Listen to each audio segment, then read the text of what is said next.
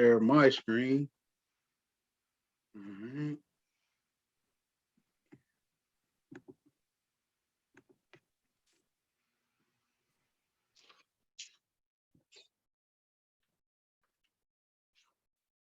All right. Can everybody see that okay? Good to go. All right, perfect. So let's talk. So I'm happy today to be able to congregate with you all, to fellowship with you all, and just tell you a little bit more about why mentoring matters from my perspective. So my name is Dennis Beale, and so let's hop right into this. Okay. So I want you to take a second and think about where you come from. I want you to think about the good. I want you to think about the bad. I want you to think about the fortunate. And I want you to think about the less fortunate. Okay. So take a second to think about where you come from. Like I said, the good, the bad, the fortunate, and the less fortunate. And like I talked to Adam, before this, I want to open it up. I want you to be honest with yourself. And I want you to answer the questions. All right. So we got a poll. Okay. How many of y'all come from a single parent household? And I'll be the first one to answer that question. I do.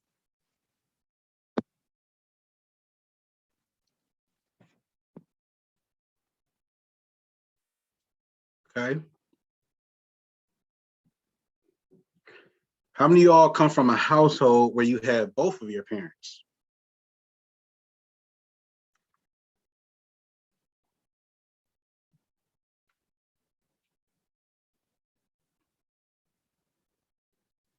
How many of y'all come from wealth, upper class?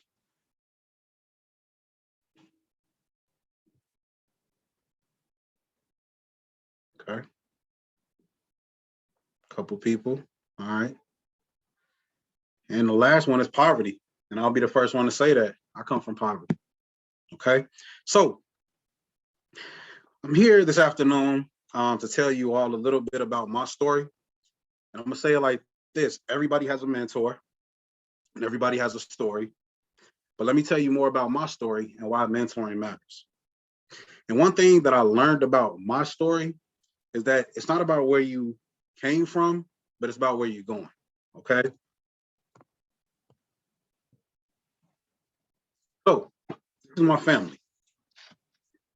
So I'll kind of describe a little bit in the middle. That's myself, my sister, and then my mom. So to the left of my screen, to maybe the right of yours, holding the baby, that's my mother. To the other side of that is my nephew and my sister, and then that's my son, Malachi. Okay. So this is my family right here, right? So my parents, I just want to kind of give you all a little backstory about me. My parents got divorced when I was 3 and my sister was 5. Just imagine you walking into your house and literally everything has been cleared out. Only thing left was just a table with over thousands of dollars worth of bills. And to be honest with you, that was just very devastating for myself and also my mom and my sister.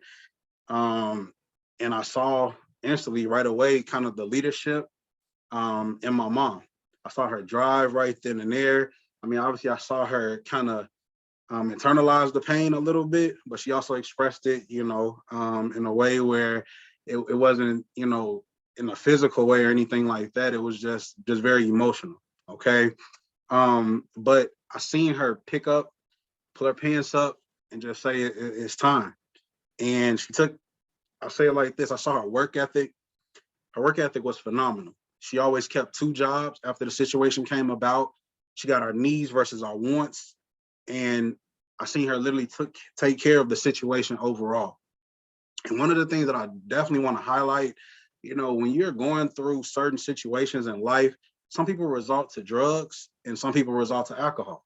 And so that was something I really applaud my mom on, is that she never resorted to drugs and she never resorted to alcohol to take care of her problems. So I really appreciated her and I admired her. And that's honestly where I kind of saw like a mentor right there. talking to like a mentee, but obviously that's a parent to a child. But that's when I learned. And in life, one of the things that we face is wins and losses. Okay. And I'll talk about the losses that I took growing up. At times, we went through a struggle, growing up in poverty, growing up, like I said, my parents got split. And so the losses that we took was our gas being off at one given time, phone being off numerous of times, lights being cut off, cable. Only time we get cable was during tax season. And that was only probably for like at least about a month or two. And then I would tell my friends, because they'll see the box there, but there's no cable showing. So I act like it was a shortage in the area or in the neighborhood during that given time. And then one of the things that was very heartfelt for me was one time I even saw a sheriff put an eviction notice on the door. And so say it like this, the wins that we took was education. But back then, I didn't know that. I didn't know that was a win. And my mother always stressed education, no matter what. And if you even do your research and on our records, like, from elementary, middle school, and high school, you literally had perfect attendance. There wasn't a day that we missed school. She always made sure that we was there, and she did everything that she could.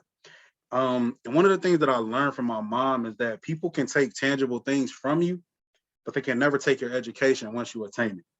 So once I got older, I just told myself that I would never have my mom go through a struggle twice. So let me tell you a little bit more about this journey, okay? So this is my Uncle Michael, all right? This was my very first mentor / role model. And I want to tell you a little insider about my Uncle Michael, and that's myself as a young child, and my cousin that he's holding, and that's his son. My cousin, we're like brothers. But my uncle grew up on the west side of Chicago in poverty, okay? He was raised by a single mother as well. He went off to college, but he used his education to get him out of poverty, okay? And when he went to college, I'll be honest, he attained 2 master's degrees, all right? He married my aunt, which is my mom's sister, okay? And then, once they started kind of getting serious, he proposed to her, and then they ended up getting married and moving downtown, right off of Lakeshore Drive. Okay, just beautiful apartment. And I'll say it like this: that was my first role model as an African American male that I had access to, in literally my own backyard. Okay, so growing up, I'll say it like this: I grew up in the '80s, early '90s, and when you growing up around that time, the only people that we've seen as role models was the NFL players, NBA players like Michael Jordan, Scottie Pippen, Dennis Rodman, Michael Vick. I never saw anybody that I literally had access to back in the 80s and 90s, right? But my uncle, right?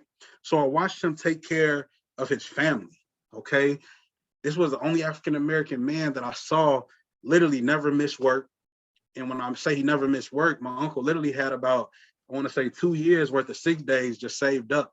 That's how hard his work ethic was. He always got up and went to work and made sure he provided for his family. He provided financially, physically, mentally, emotionally. He always cherished his wife. He always, cherished his family, and he cherished marriage, and he impacted lives as a math teacher in the greater Chicagoland area. And so that to me was very inspiring. So this was my first role model that I could really mimic. Okay. And so let's switch it up. This is me back in high school. Okay. I was raw. Okay. As you all can see, I got a mean mug on my face, but I started playing football my freshman year of high school. We had a good team overall. And we won a conference champions a few times. And then by the time my senior year came about, worked hard in the classroom, on and off the field. And I got offered a scholarship, okay? And I got to share this story a little bit, about me making my decision to finally go to college. When I went to Iowa, I'll say it like this: I got 2 offers, okay? I had Iowa, a Division II school, and then I had Alabama A&M, Division I AA, but they wanted me to walk on. And I'll say it like this: I made the decision. In my mind, I told my mom, I was like, when you first think about two choices, Iowa or Alabama, I mean, I'm going to go with Alabama because it's the deep South. You got good weather, especially during times like this. And then in Iowa, when you think about it, you got cornfields, not much to do. It's cold. You're still in the Midwest. But it was just something about Alabama. Historically Black college and universities. I was thinking fraternities, Black fraternities and sororities. It's hot, great parties. But I'll say it like this, I learned a lot from my mom, my mentor. Okay. My best friend also too was planning on going to Alabama as well. But like they always say, man, it's a mother's intuition. And I was ecstatic about going to Alabama, but my mom was like, I don't think you should go. I think you should stay and attend Iowa. I think you'll be a little bit more focused. And I'll say it like this: I had senioritis, but I listened to my mom, and I was kind of devastated back then. I was like, man, why I got to go to Iowa? And so the lesson I learned was after that summer. Okay. So in the school year, I used to call my buddy all the time. He was like, man, I'm having fun down here. I'm enjoying it. It was just good time overall. And first summer when we got home, I'll be honest, I was there to visit. And he was there to stay permanently because he ended up flunking out. And so when they talk about a mother's intuition, that's real. Okay. So I always thank my mom to this day. And so I ended up making a move to Iowa. Ended up accepting a Division II scholarship. But Iowa was a little different. I had my ups, I had my downs. And I want to share this with you. I'm not a big person that talk about racism or discrimination, but I ended up experiencing racism and discrimination. But one of the things my mom taught me, when I left the house at the age of 18, was to always make sure, as a minority, as African-American male, make sure your license is legit, your registration for your car is legit, as well as your car insurance. Okay.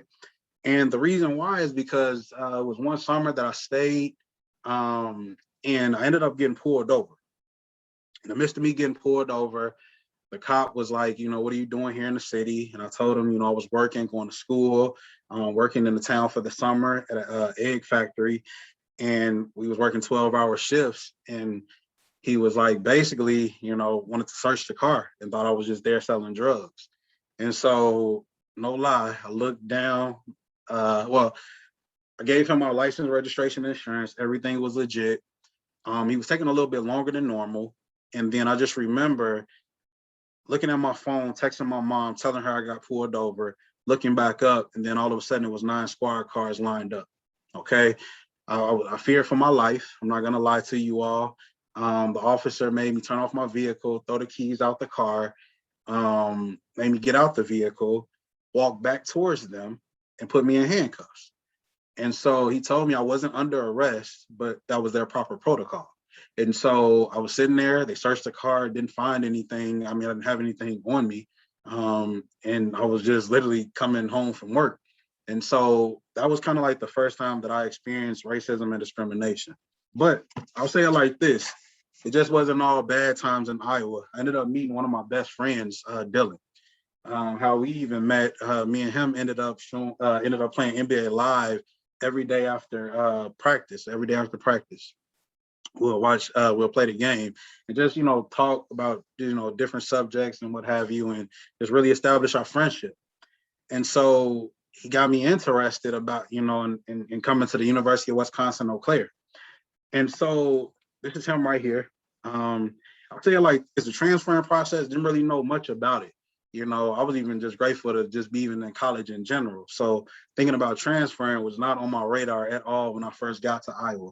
And so after meeting him, he ended up making a transition over to to Wisconsin, University of Wisconsin Eau Claire, got me interested, and I ended up making a move. And so in the midst of that, Dylan got me connected in with the football coach right away. And I'll say it like this, Coach Todd Glazier was very welcoming. He took me under his wing. He accepted me with open arms, and we just, hit it off right away. And so I ended up making the official transfer to University of Wisconsin Eau Claire. And that's just a couple pictures of me when I used to play football back in the day. But I'll say it like this: once I arrived to the University of Wisconsin Eau Claire, the coach right away connected me with my mentor. And this is him, Joe Webb. Okay. And I'll say it like this, like when I first got connected with my mentor, he really helped me see my leadership potential and just helped me believe in myself on a larger scale. And so I'll say it like this, after my first semester of being, at the University of Wisconsin, Eau Claire, I tried to use the same type of academic approach and mindset that I used in Iowa, and that didn't work. Okay. And so I had to open up to him about me failing, okay, academically. And that's when he really took me under his wing, okay? Literally took me under his wing. He used the servant leadership model with me. He didn't just talk about the resources, but he literally held my hand and guided me to those resources that I needed in order to be academically successful. So I'll say it like this. Through his mentoring, he showed me what grit meant, okay? And I'm going to break that down for you so you all understand what I felt like grit meant, okay? The G, and take notes if you would like, the G was for the grind. The R was for relationship building. The I was for investing in yourself. And then the T was for time, just being patient, okay? And I'm going to say that again, okay? Break down those acronyms, grit, okay? The G is for the grind. The R was for relationship building. The I was for investing in myself. And then the T was time, being patient. Because success don't come overnight. You got to work towards it. And I'll give you an example of what the grind meant, okay? Now that he took me under his wing, I had to he really, like his approach was just completely different. And so we woke up every day. We'll text each other, call me. We'll go for a workout about 5 a.m. just to give you a schedule, okay? So we worked out at 5 a.m. We got it done. We probably worked out for about 2 hours or so. Literally have enough time to go shower, eat in the calf, and literally go to my 8 a.m. class, okay? And then after that, take on my classes for the rest of the day. I went to, and then also as well as my work study job. And then at that time, I was working at the Menards Distribution Center. And we had to be there at 3:30 pretty much every day. So started Menards at 3:30 p.m. I'll get off at 2 a.m. And then we repeated that cycle all over again, okay? And so I'll say it like this, winter breaks and summer breaks, at this point, I was locked in on the grind. So it wasn't me taking trips to go to Cancun or go to Florida or anything like that. Me and my mentor literally worked 120 hours in a 2-week period, okay? So the grind was real. He really just showed me, what it's like to invest in yourself. And what I learned in that process was that you don't rush the process, you have to trust the process, okay? I'm gonna say that one more time. Don't rush the process, you gotta trust the process, okay? So say it like this, after a while, we locked into this grind, and eventually I graduated, okay? Because of my mentor, like I said, I graduated, walked across the stage. I received my bachelor's degree May of 2012 in sociology, and then I had a topical minor in public outreach. And let me tell you a little bit of background of kind of when I left, on the verge of me kind of graduating, wanting to get back to Chicago. So I saved up about $10,000. All right, as you all can see, I had a pretty nice car with some rims on it. And I was headed back had my mind set on heading back to Chicago right after I graduated. My mom was proud of me. I felt proud of myself. My buddies back home was excited for me, and they was even excited for me to get back. And I'll say it like this, I thought I was ready for the real world. I had my car, had 10,000 in my savings. I felt like I was just ready to go. I was ready to get back home. I was like, I'm not coming back to Eau Claire. Like, I got my degree, I'm done, And so it was, and at a time, I'll just be honest with you, it was a great time when I first got back home. But after the celebrations started dying down, that's when reality set in for me. So say it like this, trying to adjust in the same environment that you came from was mentally hard. Because when you have a mentor that's showing you the ropes, you're getting introduced to people that are not like you, but they're accepting you. They're showing you different ways to navigate this thing called life. You know, you're meeting millionaires, you're picking their brains. It's just a whole different lifestyle. So I'll say it like this, like when you're facing tough times, that's why having a mentor, I feel like, is essential, okay? So after being home for about 6 months, came back to Chicago, it was fun, was there for 6 months, and in the process, I ended up losing everything, right? And I'm going to tell a little story. I just remember one night going out with my buddies, went out to a club.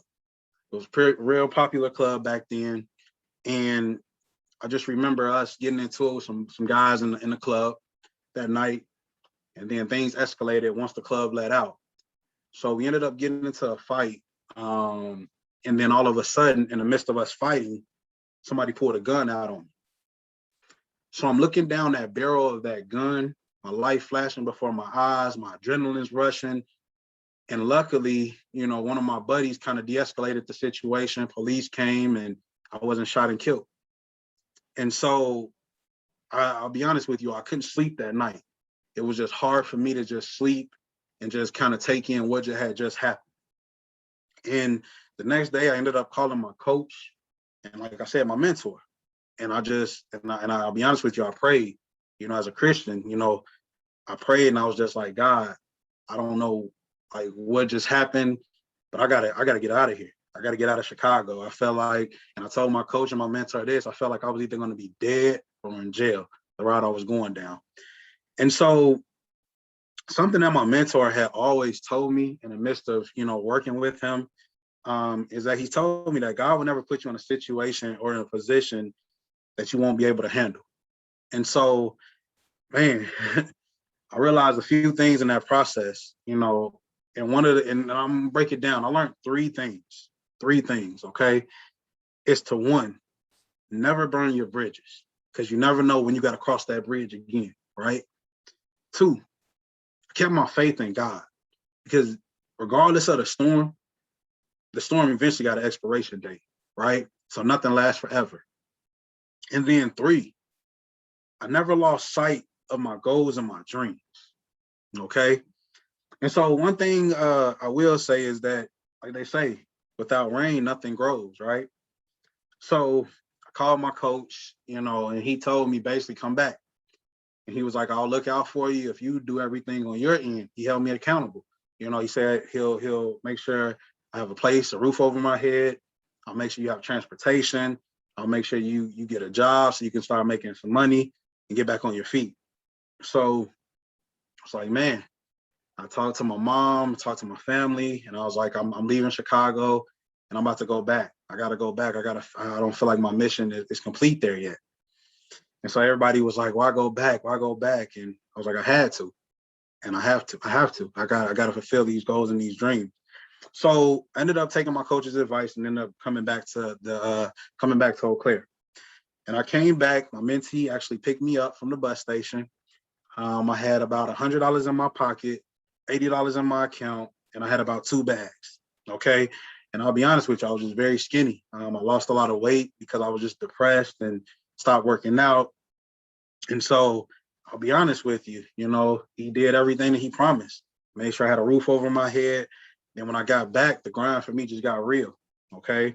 So I started back working out, and then I'll tell you, this is how the work grind went for me. I worked at the Menards Distribution Center. And it goes back to my point of never burning bridges, because I called the Menards Distribution Center back, talked to my old boss, and he was just like, I'm gonna say it like this, you know, no matter what, just because of your work ethic and the type of person you are, he was like, we will always have a position for you, no matter what.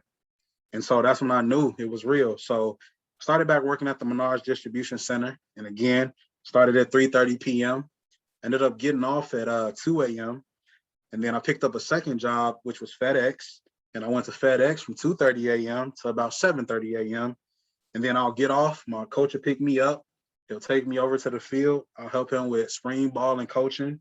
And then I repeated that cycle pretty much every for the next 5 to 6 months to get back on my feet. And so I made it happen. I got admitted into grad school. And after that first year, my coach pretty much did everything that he told me that he would do. In particular, he granted me with a graduate assistant position. So I was coaching on and off the field. He even put some traveling behind me. He actually introduced me to recruiting and what that entailed, for recruiting minority students, because he was big on diversity, even though he was a Caucasian man. And then he also gave me the opportunity to lead study tables and kind of put my own spin on things to just inform them. All right. And so that's how it went. But I'll say it like this: adversity struck. So that's my uncle again.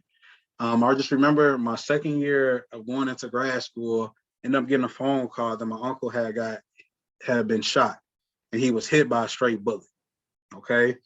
He turned into a quadriplegic, so he was paralyzed literally from the neck down. And also in that same year, I'll be honest with you, I tore my Achilles, and I wouldn't wish it on anybody. I had to get surgery and everything, and I ended up driving to Chicago to see my uncle in the midst of him being shot. And when I walked into the hospital room, I'll just be honest with you, it was he was just joy. He had so much joy, on his face, and that's when I knew he was healed by the situation, right? Just him being shot. And in that same year, though, I'll be honest with you, even though that devastating incident happened with my uncle, on the positive side of things, I'll say it like this: my colleague and I recruited 27 African American males out of the inner city: Chicago, Minnesota, Milwaukee, Madison, Wisconsin, Indianapolis. And after that, we made a lot of great things happen. Okay. And so, I'm sorry. So I'll say it like this: May of 2015, I graduated with my master's in higher ed.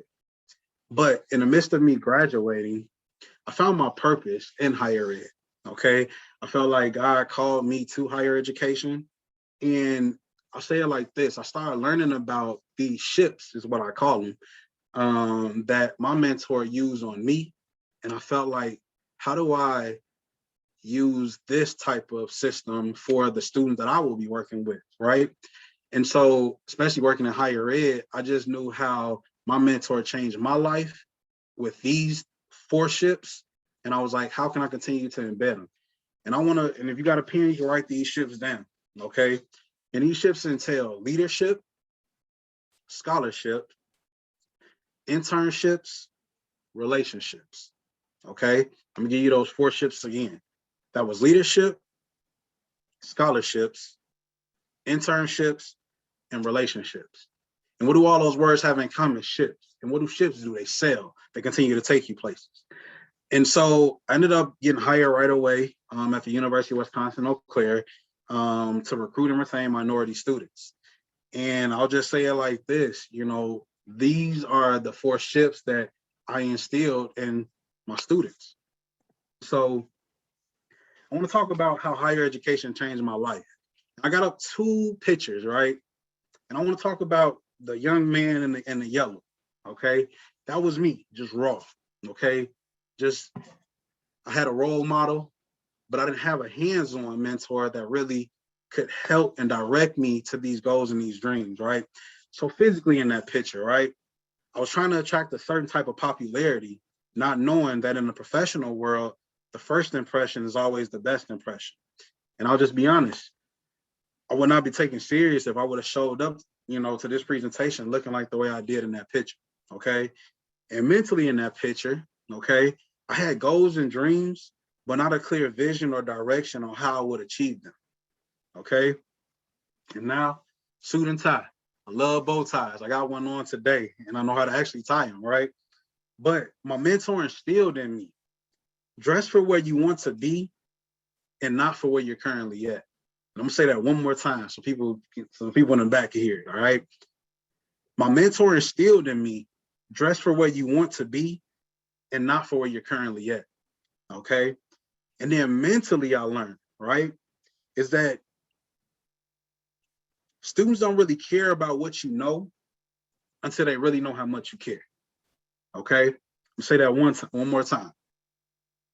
Students really don't care about what you know until they know how much you care. So I don't care if you got 50 degrees behind your name. If you don't show that sense that you care for these students, it's just gonna go in one ear and out the other. Okay. And so I just want to show you all a little video, all right, of me kind of embarking into my journey of higher ed. And I want to show you all a Blue Gold spotlight, just me being featured. All right. During my time of working in higher ed.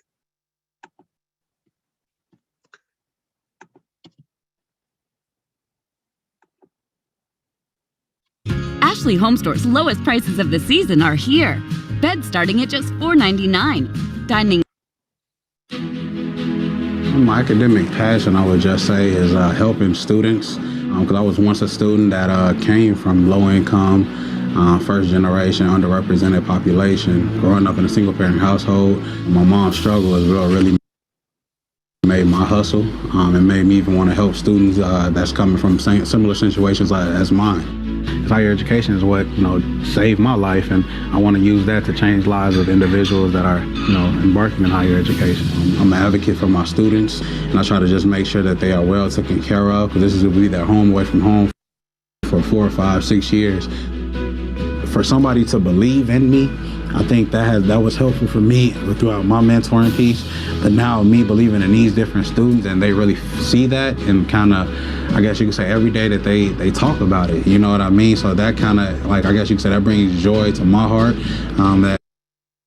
That makes me feel fulfilled. I think I'm at a point now where it's like, man, like every year I want to make a strong impact in a lot of different students' lives, whether it's, like I said, through my conversation, whether it's through my smile, whether it's through me sitting there and walking with them over to Blue Gold Central or to some type of academic resources. But my biggest thing is that they come here, and as I tell them, is that you might come here and you might not have anything on your resume, but I want you to leave knowing that, hey, all these 4 or 5 years, I really built my resume up. I'm ready to go. In order to create change, you have to create opportunity. So placing them in front of these different opportunities, making sure they take advantage of them. And I'll be honest with you, every day it's rewarding. It's very rewarding.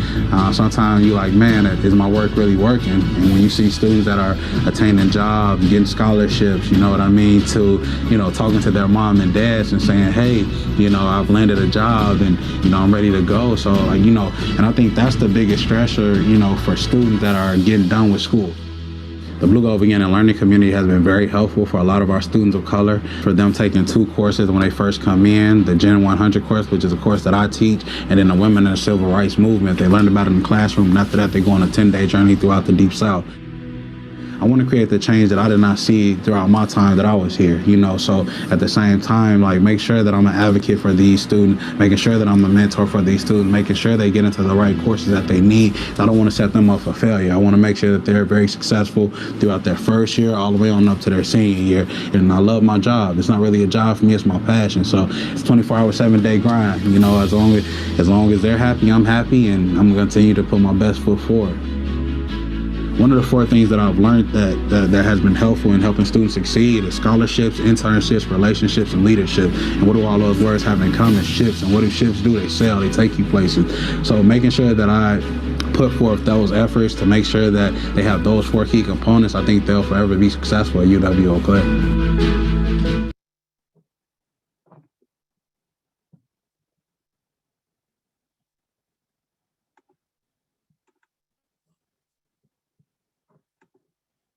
And so that's just an example of, when I was working in higher education, okay? And now I want to transition it over to some of my success stories, okay?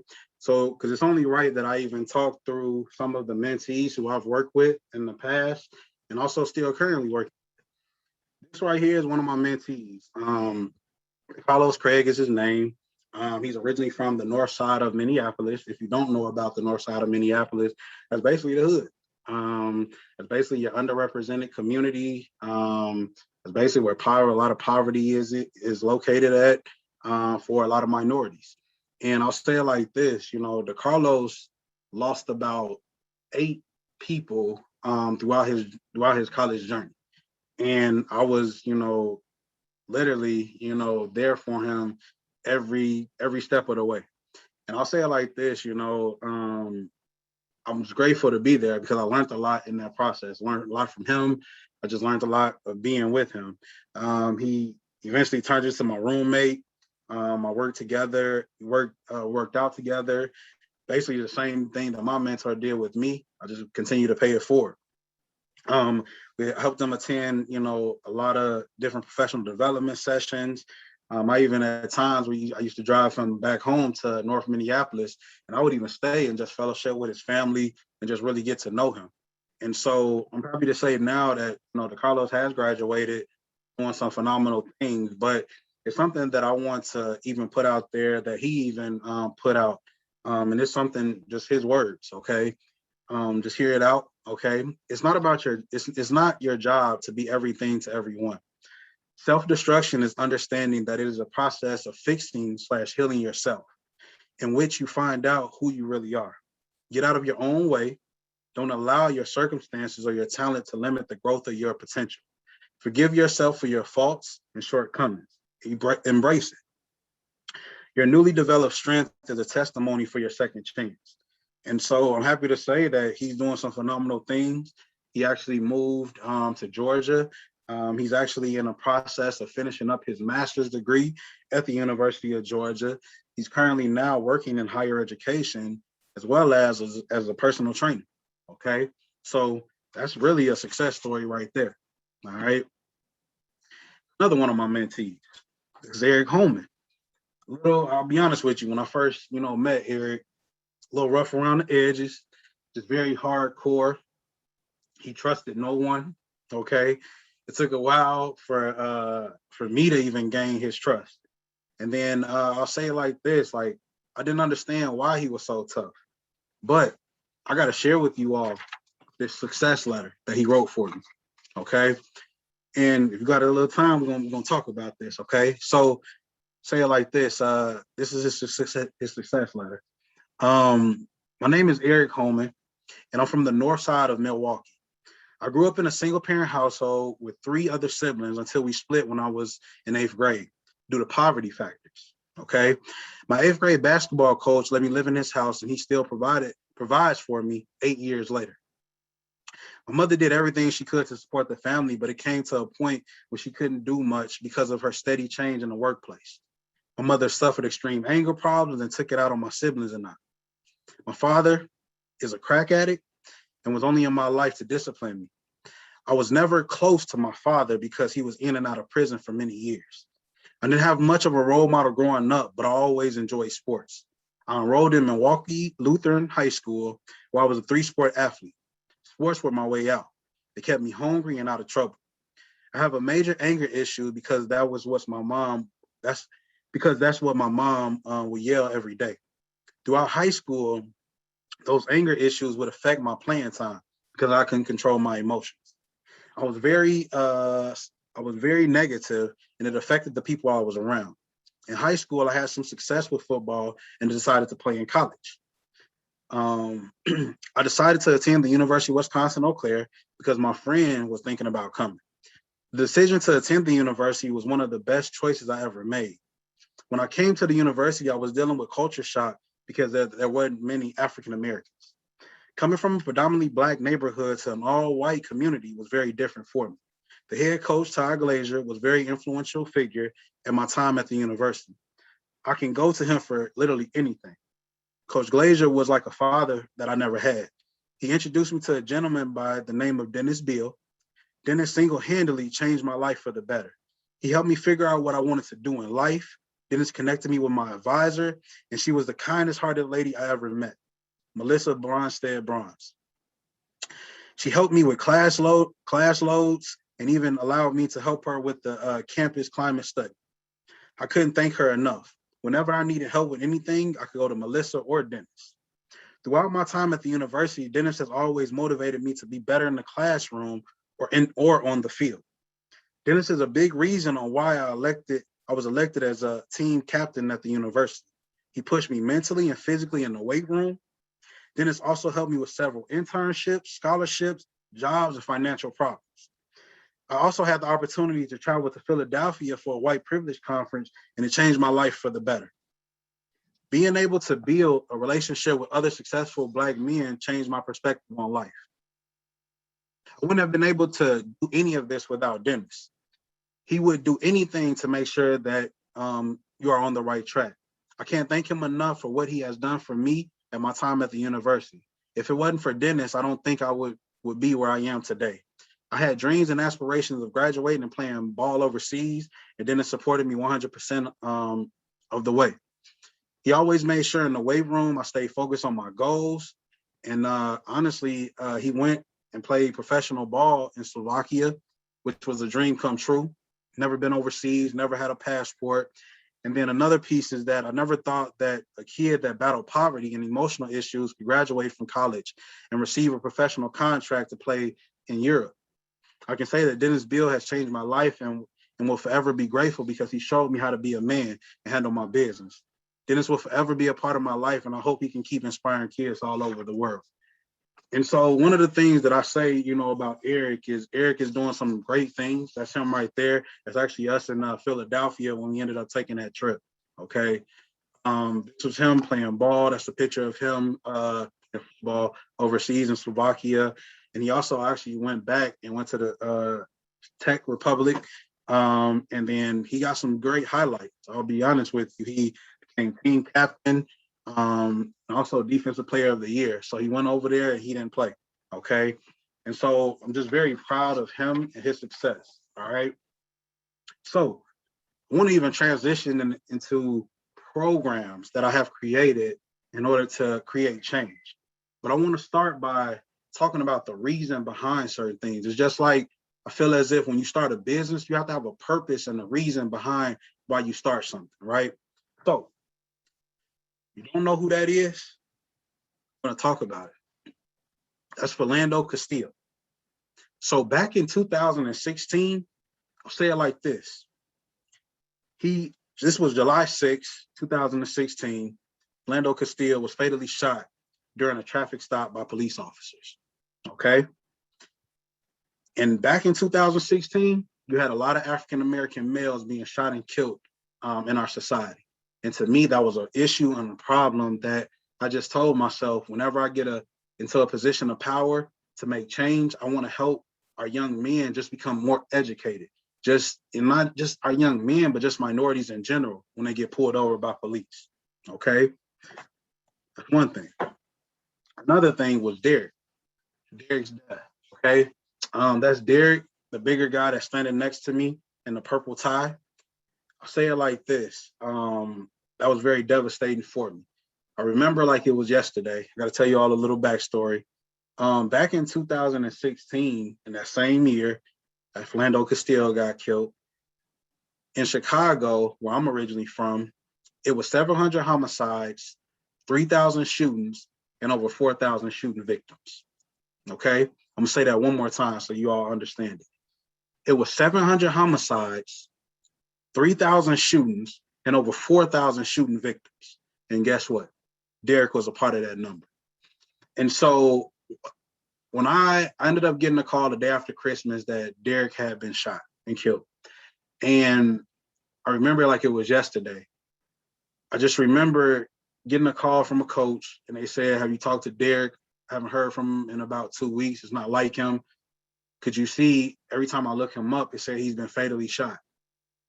And so ended up calling back to Chicago and reaching out to his family. And it was like, we're going to check.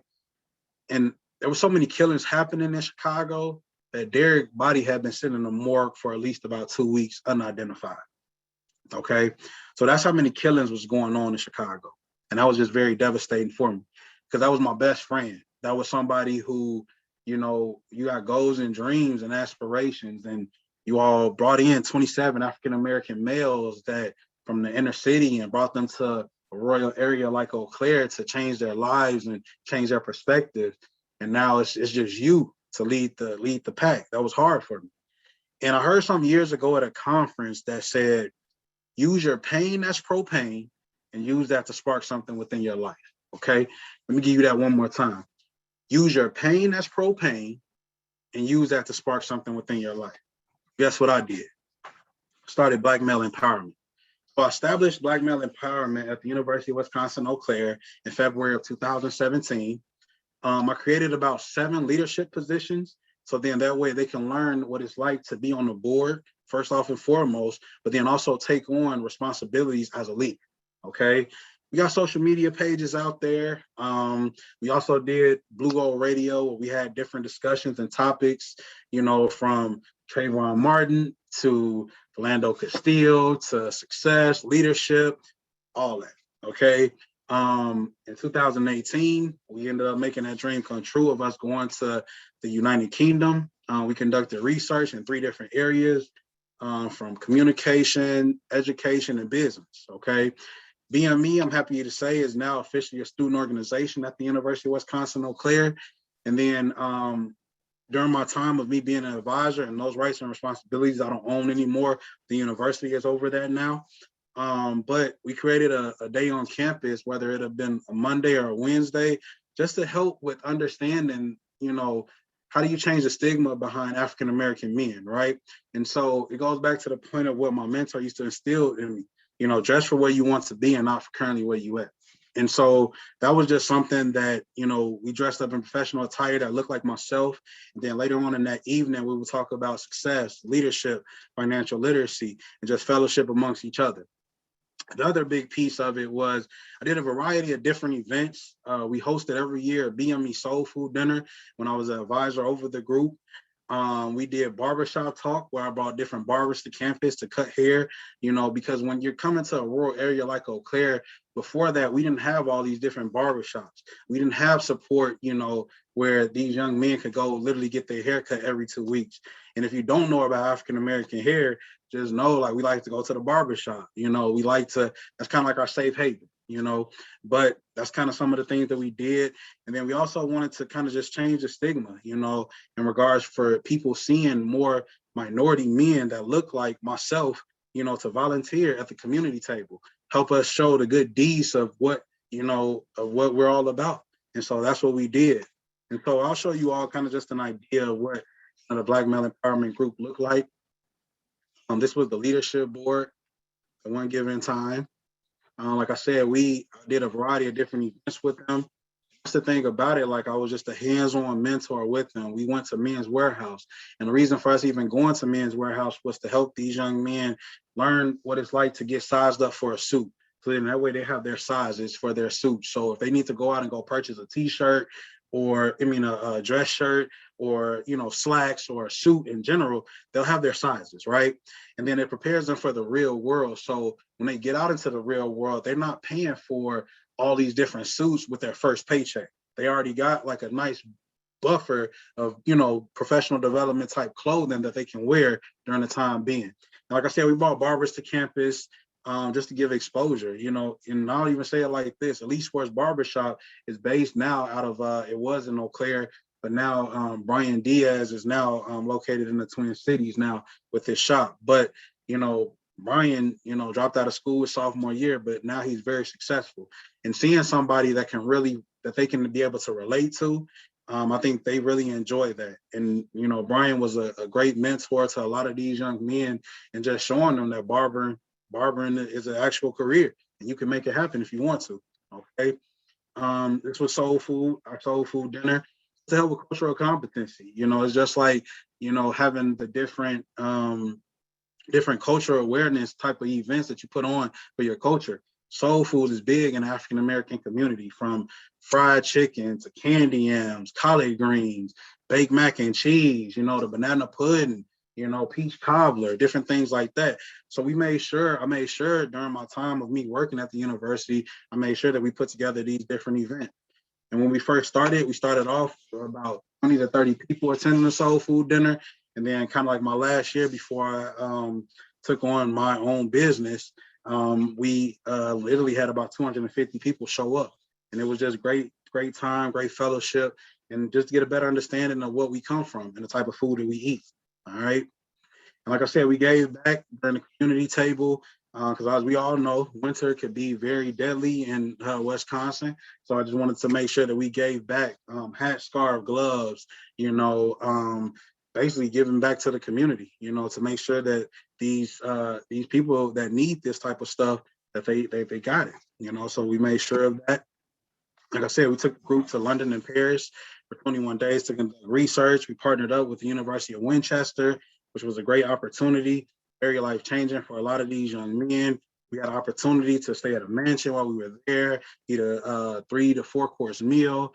We even got a tour of Oxford University. We went to see the Parliament while we were there. You got to know somebody that was royalty. The lady, our tour guide, basically, she had royalty in her family, so she got us access into these different places. So that was just very life-changing for a lot of these young men. And I'll say it like this, you know, this was very, I mean, it's a heartfelt picture. That's us standing in front of the Eiffel Tower in Paris, you know, and with this group, out of 15 African-American males, 13 of these males did not have a passport, okay? Not all of them got passports, okay? And I don't think, and that's the thing about me, is that I wanted to see the change that I didn't see. Being a student athlete, when I was in it, I didn't understand what study abroad was like. My first time ever going abroad was with my Black male empowerment group, you know, so that was life changing in itself. Why? Because growing up in poverty, my mom couldn't afford a flight to London or a flight to Paris or anything like that, or to afford a passport. We had other things to worry about. We had to worry about food on the table. We're going to have, you know, hot water next week, you know, so to give this experience to these young men, that was very life changing for me. And so I'm here to transition it over until why I'm doing what I'm doing. So I'll say it like this. I'm my own business now, Black owned, as they say, which is called The Power of Perception.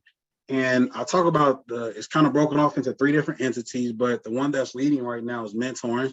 And then the other piece is public speaking and consulting, which is under my Beale Consulting LLC. But that still kind of all sums up into Power of Perception. And basically what inspired me was the uncle that I was telling you all about, I ended up losing him September of 2019.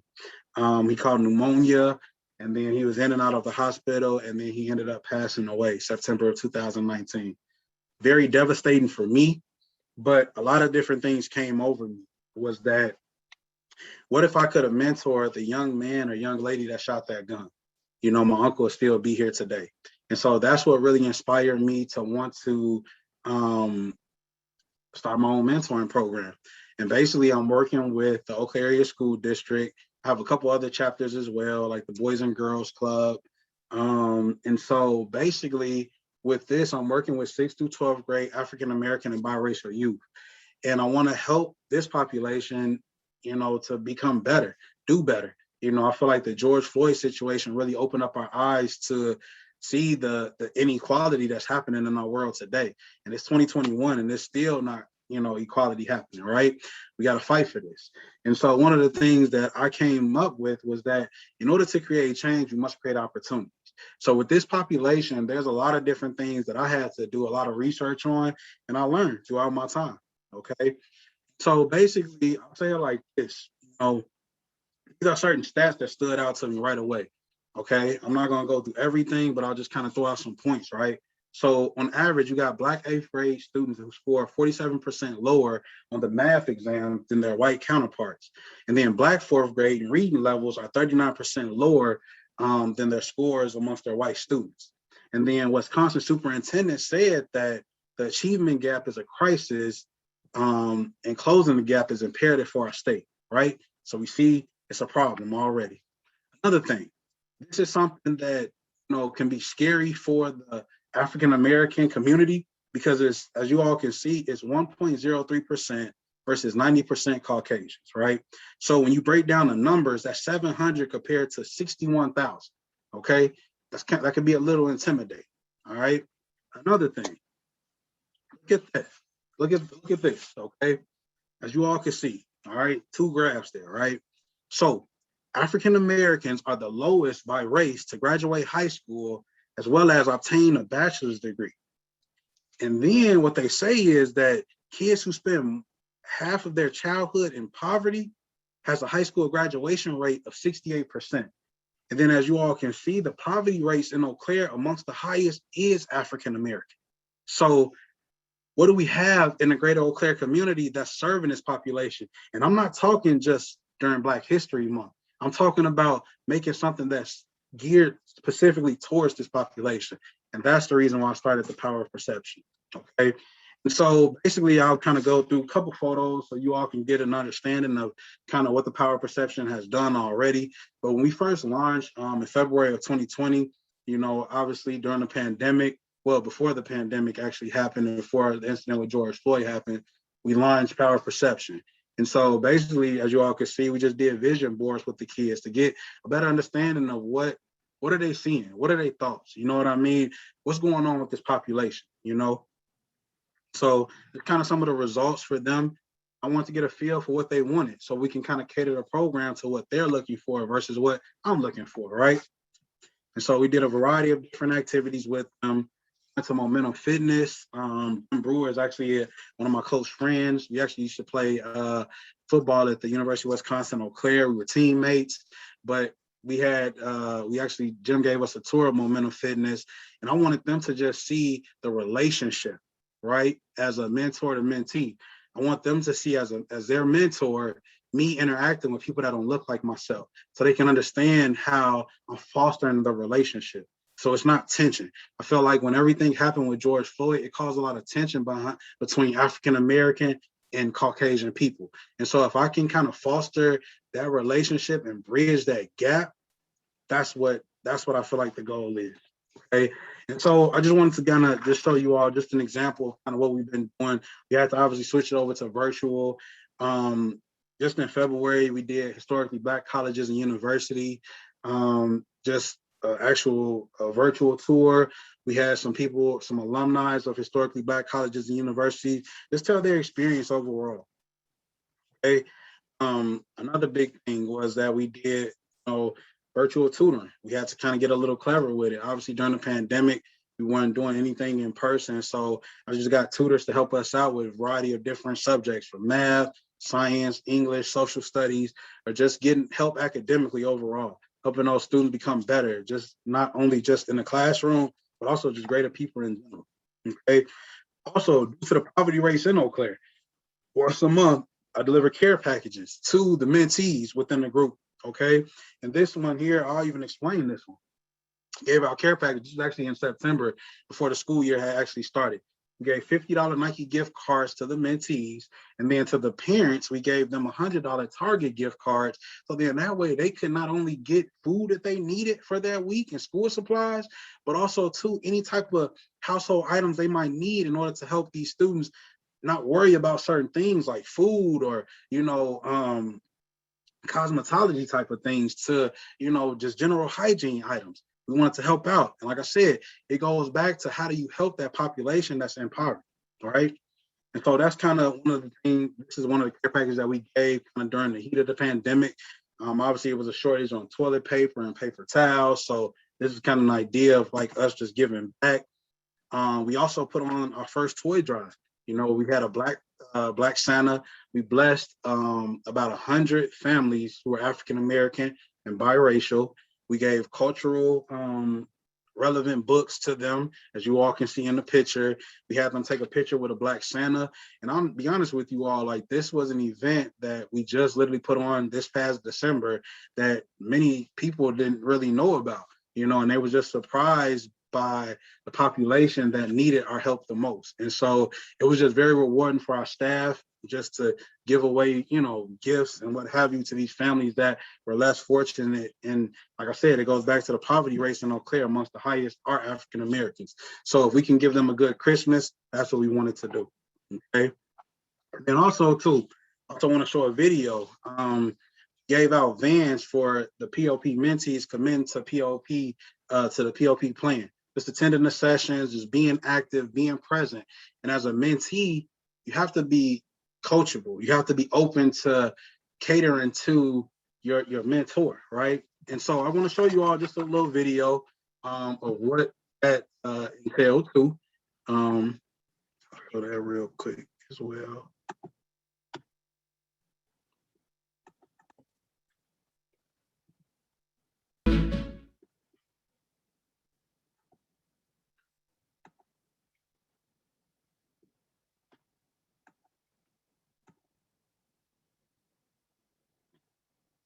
Right.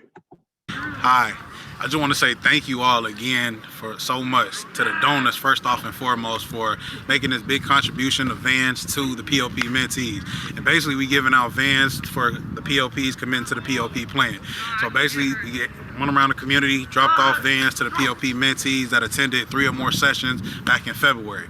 And like I always told the mentees, consistency is key, you know, and that's one thing that we need throughout the program. In order for us to keep thriving and doing what we're doing to make the community better, we need your commitment, okay? And just because you committed to POP during the month of February, hey, we giving back in a major way.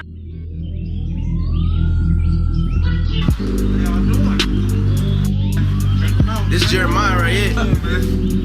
Just so they attended 3 or more sessions in February, we just kind of giving back. Dude showed me a big improvement just this quarter as far as schoolwork. We had a donor that donated to us, man, so we took the proceeds and pretty much everybody that attended the sessions in February, we want to take it out. Hey, we appreciate you, man. Total appreciation, man. We meant to give you. Go, man. Check out the shoes. Them good? Come on. How you doing? You got some new shoes. We got Nico some fresh shoes. So, that's so good because for just committing to the POP, there you go, man. You like those? Good. That's your color? yeah. Okay. You want to try them on? Dennis Beale. All right. Like those? Yeah. Okay, you can fit them? My new shoes. Do they fit?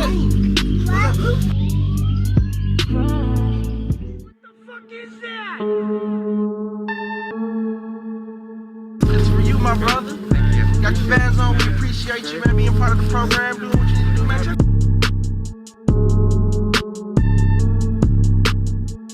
How you feel? Appreciate it, man. Okay. And I like the high top part. I ain't gonna stunt. You told me you wanted some big highs, right? Yeah. That's cool. Thank you. So is that why y'all practice?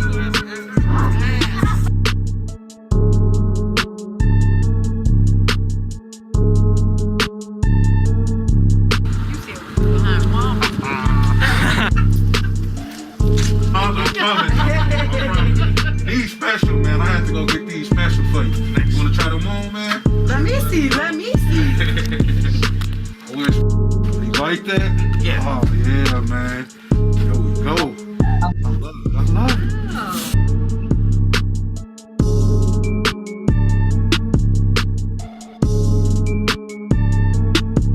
So enjoy your shoes. Y'all hope you all enjoyed them. Man, we love it and we love you all. Thank you all so much again.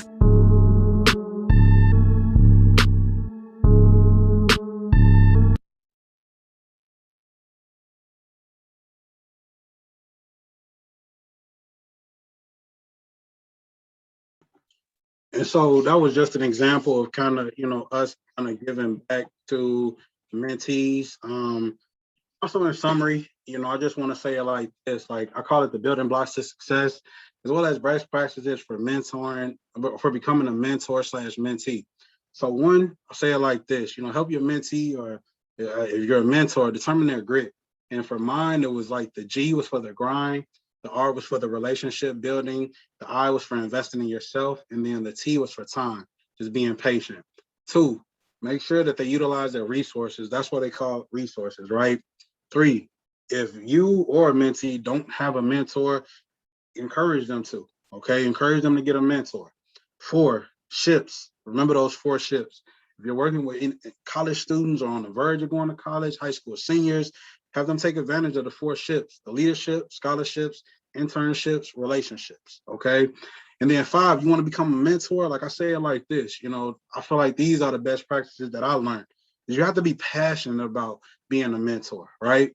And then the other piece of it is building trust. I'm not just going to come off the bat to trust you. So you have to foster that relationship in order to build that trust.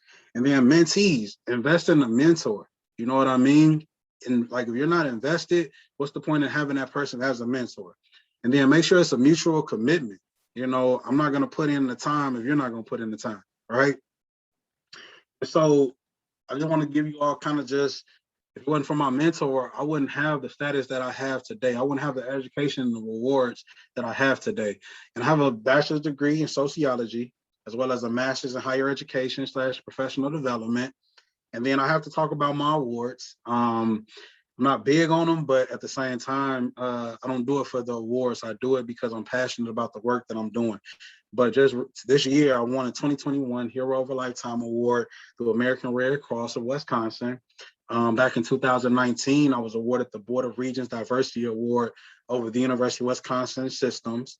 And then I was a part of the 2018 Leadership Eau Claire Chamber of Commerce. And then 2018, in the same year, I won a Service Excellence Award for the University of Wisconsin Eau Claire. And then when I first started my professional journey, I won the 2016 Equity, Diversity, and Inclusion Award at the University of Wisconsin Eau Claire. So also want to show you all kind of, another video, the last video, I promise. But just tell you all, this was very rewarding to me, of even why I even won the Hero of a Lifetime Award. My name is Dennis Beale. I'm the founder. And I'll share this with you all. And then after that, we'll open it up to a Q&A.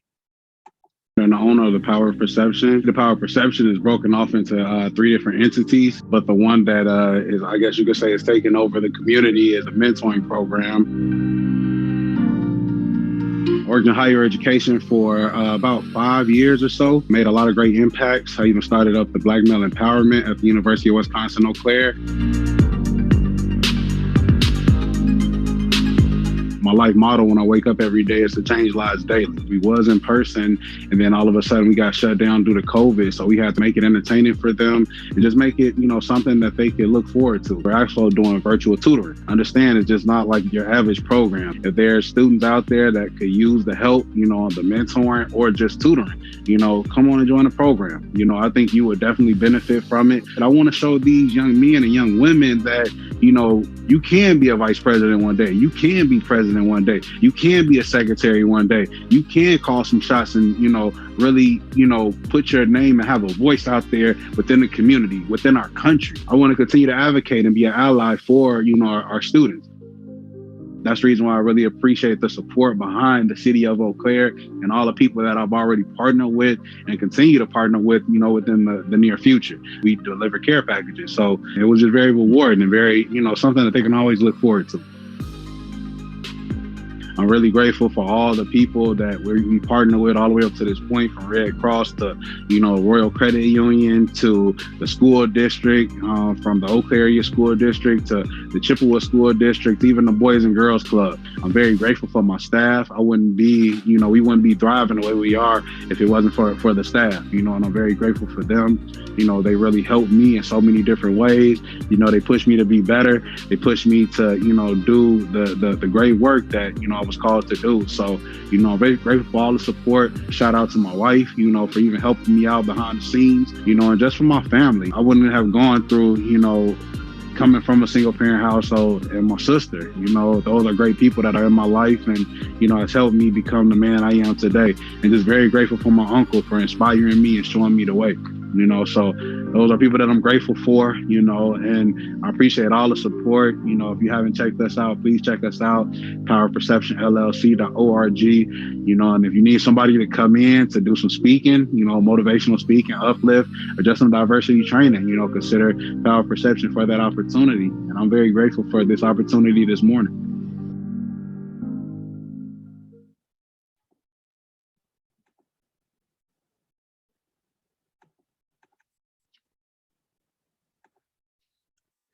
So that's my family. We now married. I have 2 kids now. Malachi, that's my son, who's 3. I have a daughter, Eliana, who is 6 months. And this was us at our Malachi's birthday party, a 3-year-old birthday party. That's my beautiful family. This is my contact information. So I want to open it up to Q&A and any questions you all might have in regards to the presentation. And thank you again, Elaine, Adam, CoLab, for giving me this opportunity to talk about why mentoring matters. Excellent. Thank you so much, Dennis, for that presentation. excellent content. I really hope that everyone in the call here took something away from this. One thing that I wanted to ask about was kind of keeping people in our community through mentorship. There are a lot of students that come through the university, both students of color and non-students of color, that don't stick around after they're here for 4 or 5 years. And having a mentor in the community may be that bridge to keeping some of those students here. What are your thoughts on that and keeping our college talent that we've attracted to the university and retaining it here in the Eau Claire community in their professional careers? It goes back to, that quote that I always use, behind power perception, that in order to create change, you must create opportunities. If we provide them with some type of opportunity, whether that be an internship, a summer job, or just coming in to kind of, I guess you could say, kind of impede on like what they're doing as a college student, why not meet them where they're at, right? And so if, like personally, what I used to do when I used to work for the university was I used to reach out to companies, right? And just say, hey, I have a student here that is a math major that is interested in, I don't know, engineering. I think this would be a good company for them to be an intern at, or give them an opportunity to, see what the company is like, do research a little bit, have them maybe come in, sit down with the CEO or sit down with some of the higher up people to get a better understanding. And if that relationship continues to foster, we keep fostering a relationship, keep growing a relationship, eventually it might get to a point where I might be able to persuade that college student to say, hey, this is a good opportunity that you don't want to pass up. This is not something you got back in Chicago. This is not something you got back in Minnesota. So why not take advantage of it now? And I think that might be something that might be helpful. And those are just certain things that I personally have done, through my students that I've worked with, is bringing them to the opportunity, using that servant leadership model, not just talking about it, but actually taking them with you, sitting down in those conversations, helping them with the conversation on, how is this going to benefit me? Because they're going to come in, sometimes we have to understand that we are the resource, right?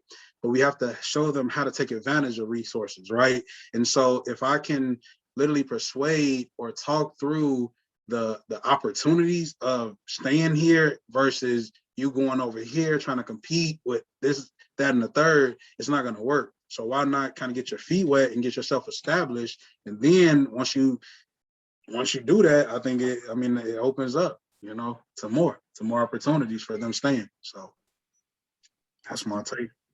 Got a question here in the chat from Isa. I'd love to know what's the best way to initiate a mentoring relationship? Through an official role established through a professional network, or just letting one develop more naturally with someone when the opportunities arise? Go natural, because I feel like when you go natural, you're not doing it for a cause, you're doing it for your personal well-being, right? And so a lot of my students, like, I'll be honest with you, when I worked in higher ed, I gave them my cell phone number. I gave them, the opportunity to reach out to me whenever they needed to. And so eventually they'll reach out, right? When they're in need, because they felt like, oh man, Dennis is somebody I can trust. Dennis is somebody, in that I made a first initial phone call with Dennis, and he was really there for us, and I'll say it like this, like I always tell people, I don't really sleep. I think it's been like that for a couple years now. I feel like when it's mentoring, it's 24 hours, 7 days a week. Some people might call me crazy, but you get out what you put in, right? And I wouldn't have the success of being connected with the students and having a relationship that I have with the students if I didn't invest in them and they seen the investment on my end of things. And I've had students call me at 2 a.m, 3 a.m, and I answer, you know what I mean? Because it might have been that one student that might literally about to take their life, and all of a sudden you just stop that, literally just because you answered your phone at 2 a.m, or 3 a.m, or whatever, 12 in the afternoon. It don't matter. Those are the certain things I feel like our students need, especially minorities, because you're not going to come off trusting right away.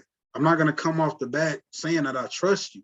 It's just like our relationship, Adam, you know, and Elaine, when y'all first came to me, it was like, okay, let me get a feel for these people, you know. And then when I saw you all fostering a relationship as well as myself, I was like, okay, these are good people. They have my best interests at heart.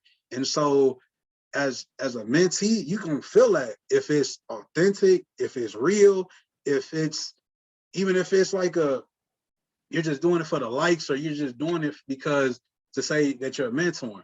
But can you literally go talk to this student one-on-one and say, hey, what is your perception behind Dennis? Or how did he impact your life? Did he impact it in a positive way or a negative way?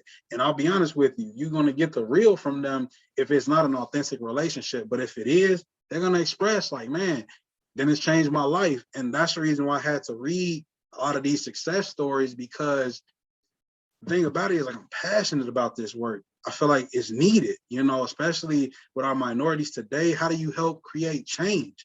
If they never got the opportunity, they're not going to be able to make change. So if I can empower these minorities to be in these higher up positions and doing credible work, you know, to make our world a better place, you know, that's what it is, man. Excellent. If anybody else has any other questions, you can feel free to unmute and ask, or you can drop them in the chat. Otherwise, I've got a couple more just kind of that I've been thinking about as we've been going through this presentation. So. And don't be shy, please. I'm an open book. Awesome. Follow up. How would someone find opportunities to, Issa, are you saying opportunities to be a mentor or to find a mentor? To be. To be a mentor. Are you talking just in general, or like for like power perception, or just in general? I think I've been thinking a lot about like the assistance that I was given to get into the position that I am. And I'd like to be able to offer those types of opportunities for other people, whether it's in like the field that I'm in or another field. But I just don't hang out with the kids that much these days, except for like toddlers. So like, how do I, you know, if you're saying the best way to enter into that relationship is like a natural like progression, like, I guess, where do I need to hang out? You know, it's a little weird to just hang out at the high school and say, hey, kids need a mentor. You know, that might get me in trouble. And so I'll say it like this, you know, these are just ways. Sometimes mentees will gravitate towards you if it's like a welcoming type of environment, or they see opportunity. Or it might be like you might be hanging out at a coffee shop or whatever the case might be, and you might see somebody that, you know, they might ask you a question, and that might be a potential opportunity for you to open a conversation up and say, hey, what do you do for a living? You know, or what are some of your goals? What are some of your dreams, to start up the conversation to say, hey, well, you're skilled at this. You're skilled at, I don't know, you're a people person. You can literally put yourself in a room and work the room. So with that being said, do you feel like you want to go down this route of being an entrepreneur? Do you want to work for a company? Do you want to, so you can kind of really pick their brains a little bit. And sometimes it's outreach too. You know what I mean? Like, I'll even say it too, like on my end, like I'm outgoing. So like, I don't mind starting up conversations with people, but so I know everybody is not like that. You know what I mean? And sometimes it can get weird, you know, but sometimes you can use that opportunity to just get to know that person. And then depending on the conversation, they might open up a little bit more. And then that might be an opportunity to maybe segue into, hey, well, I'm in this role. This is what I do in the community. And so how about I take you under my wing and maybe start, you know, maybe we can do some job shadowing or something like that one of these days, you know, or, you know, it could be potentially like maybe even reaching out to a high school counselor that you might have ties with, right? And saying, hey, do you have any students that potentially want to work for the Eau Claire Library? You know, do you have any students that potentially want to go to, you know, the University of Wisconsin Eau Claire? If so, you know, they want to do the same thing that you're doing, right? So what type of degrees did you have? And then you can maybe use that as an opportunity and say, hey, I went down this route, but what would I tell a younger me? I would kind of do it a little bit different and not maybe put a little spin on it. And this is the way I would do it if I was in your shoes. And then you can use that just as a coaching point, you know, to help, you know, with fostering a relationship. And then it could be just follow up, and it could be just little things like, hey, let's go out to lunch. Let's talk about, what are you doing? What type of opportunities you got lined up for the summer? You got any internships? Is the job that you're about to take on, are you doing it for the money, or are you going to do it for the experience? And if it's for the money, I get it, because you're a college student or a high schooler trying to go to your next, your next piece. So yeah, so that's what I would say. Thank you. Oh, no problem. Couple questions here from Pat in the chat. What is your average age range of mentees in your program? And then what is your current program's greatest need? 6th to 12th grade, African American and biracial youth. Potentially, hopefully, we might, depending on COVID, hopefully it works in my favor and everything gets clear up. But hopefully we can go even younger than that, because I definitely want to start up an elementary chapter. Me and the school district kind of alluded to that a little bit, but that's kind of on the back burner as of right now. We just got to make sure COVID works in our favor. And then the other question was, what's the biggest need for the program? Let's get more students involved. I want to touch more students. I feel like, I think total in the Eau Claire School District is 350 African American / biracial youth. So if we can get some more students, involved, that's key. And obviously we got to keep it going. I got a lot of big goals for us coming up this year in regards to, potential trips and, activities that we'll be kind of putting on. So any support is needed. You know what I mean? Don't have to technically even be financially. It could be, volunteering, once kind of things start opening up in regards to our events. But, even if students that could benefit from the program, send them our way. You know what I mean? Because we're offering virtual tutoring as well as virtual mentoring, so we're going to kind of get them the best of both worlds. And then hopefully, we can continue to keep pushing the needle, and continue to keep impacting lives, and I say it like this, if we didn't see Kamala Harris, Barack Obama become president, how do we inspire our youth in the greater Eau Claire community to be in these type of positions? So, if we can continue to encourage these students through the program, that's the reason why I want them in the program, because I feel like it's a different stigma behind our African Americans, and there's looting and rioting ain't cutting it. I want them to really see something greater than themselves. I want them to be in those positions where they're making change in order to have a say-so, and control the environment. Because I don't know, like with everything that's happening behind Dante Wright, George Floyd, that's not the right route to go. And that's all that our people, our youth are seeing when they turn on the TV.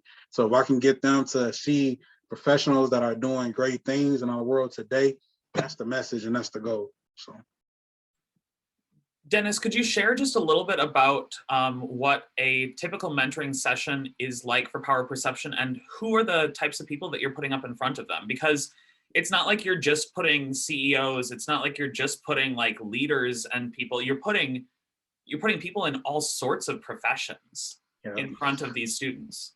Definitely. Great one. So basically with the program, I'm putting them in front of people that look like me, people African American and biracial. My network, I say it humbly, is very large, so I know a lot of good people. And the message is that I've learned, with a lot of mentoring programs, they like to push college. And throughout my time of mentoring a lot of students hands-on, college is not for everybody. And so I'm putting people in front of them, people with degrees and people also without degrees.